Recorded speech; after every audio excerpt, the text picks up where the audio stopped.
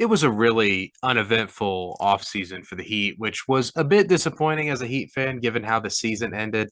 I know they were the number one seed and had a great regular season, but come playoff time, it felt like, at least from a raw talent perspective, we just didn't stack up with the other teams out east. Sure, we were just a Jimmy Butler three away from a trip to the finals, but it took some truly heroic performances from him to get us to that point. And Boston just felt like the better team throughout that series. The Heat sort of just uglied up the games enough and used clever tactics to kind of hang around in that series. So, on the surface, at least, it felt like the Heat were primed to make some serious upgrades this offseason, but nothing really happened. And if you look at it a little bit further than just surface level, we really shouldn't be surprised about that. The Heat have been going, quote, all in the last few years. And right now, assets wise, we've sort of just reached the end of the rope here. Think back to when we went all in to acquire Jimmy Butler in that sign and trade, attaching picks and some young players to bad contracts to create enough cap room to bring him in. Then last offseason, we go all in again to acquire Kyle Lowry, sending off a promising young prospect in Preston Achua and Goran Dragic. So at this stage, we're left with very little in the way of draft capital. Not that any of the Heat picks are ever looked at as particularly valuable since they're always competitive. And we also have no spare young players to really attach in a deal.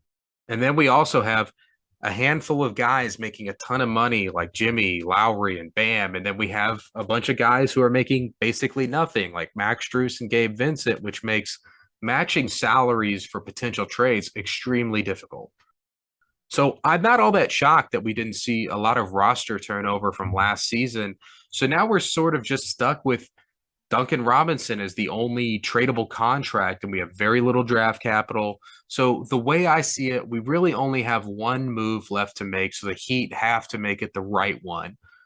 Of course, that's barring some Pat Riley Jedi mind trick and fleecing some team like he's been known to do. And I know everyone wants to make a big splash for another star player, but for me, the upgrade just has to be made at the four spot. Even before losing PJ Tucker, that was the biggest area of need. And as it stands, all we did this offseason was lose Markieff Morris, which is math, whatever, and then lose PJ Tucker, which was a huge loss. And all we did to replace that was a rookie four-man out of Europe named Nikola Jovic. And I do believe Jovic could be solid one day based on what I've seen from him.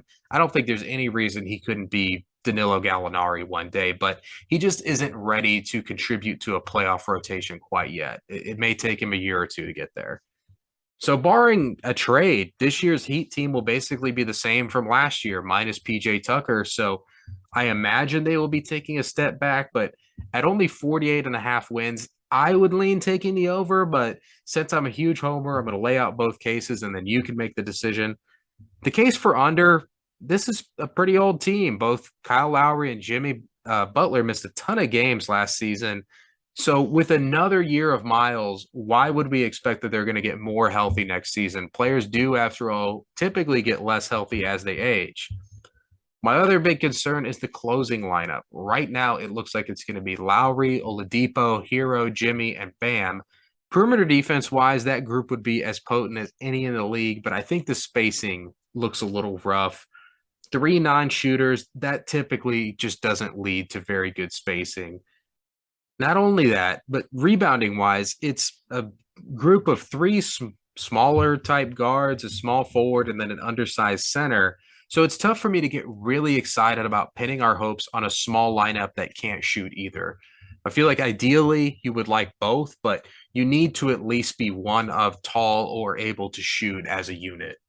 But just in general, it's hard to bet against this organization. They always have a habit of finding these diamond in the rough type players. So I would expect that to continue to be the case. I guess look out for Haywood Highsmith this season. He was the two-way contract guy from last season. Some of the prior Heat two-way contract guys were Caleb Martin, Gabe Vincent, and Max Strus. So if the trend continues, he's going to be the next one up. We've also mentioned the potential for a trade. Pat Riley has always found ways to move things around even when it feels like there are no options available. The Jimmy Butler sign and trade is just a perfect example of that. The Heat were bogged down with tons of bad contracts and very little talent, but he found a way to wiggle his way out of those bad contracts and then also fill out the roster. If you want something a little more concrete and less speculative, the current roster has plenty of room for growth. Those diamonds in the rough I talked about, the Omer Yurt Sevens, Caleb Martins, Gabe Vincent's, Max Struess's, they're going to have another year under their belt and presumably will be continuing to grow as players. Bam Adebayo, he's likely going to be front runner for Defensive Player of the Year this year. And every year he has added something offensively. He's shown flashes of being a really prolific scorer. And coming off of a playoff run where his deficiencies and inconsistencies scoring really cost us, this might be the year where he put in the work in the offseason and can finally put it all together scoring wise.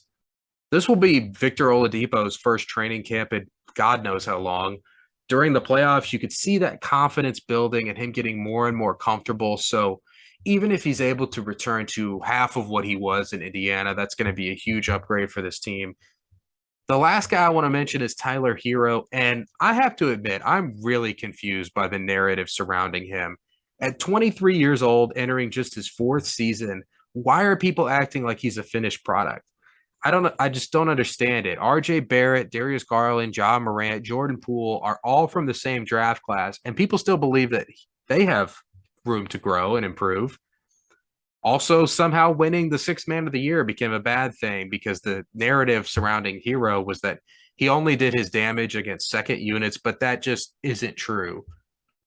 With Jimmy and Bam and Lowry all missing significant time, Hero carried the team throughout huge stretches of the regular season last year. He was part of the closing unit, and production wise, fourth quarter scoring wise, he was in line with guys like Luka Doncic, Chris Middleton, and Donovan Mitchell.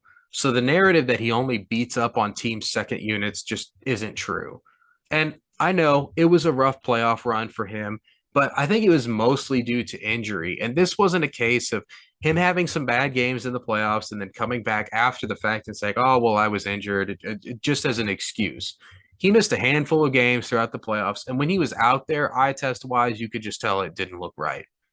The Heat made the finals with a rookie Tyler Hero in the closing lineup. We saw him hit clutch shots all throughout that bubble run and throughout the regular season. He has hit clutch shots there as well. So I'm unwilling to write him off on the back of one bad playoff run during which he was hurt. Is he a perfect player? No. Does he have a lot to work on? Yes. But there's no reason that a guy still on his rookie contract can't make those improvements. So I'm expecting him to take a big leap this season. If the Heat's answer to losing PJ Tucker and coming up short in the playoffs is to insert Caleb Martin into the starting five and call it a day, this is likely a second round playoff team at best. But if the young guys on this team can start to take the torch from the old guard, and Pat Riley is shrewd with that one bullet or one move in the chamber, this is a team that could absolutely be in the mix for a title come June. Maybe it's the homer in me, but I feel like we have seen this organization overachieve too often to count them out.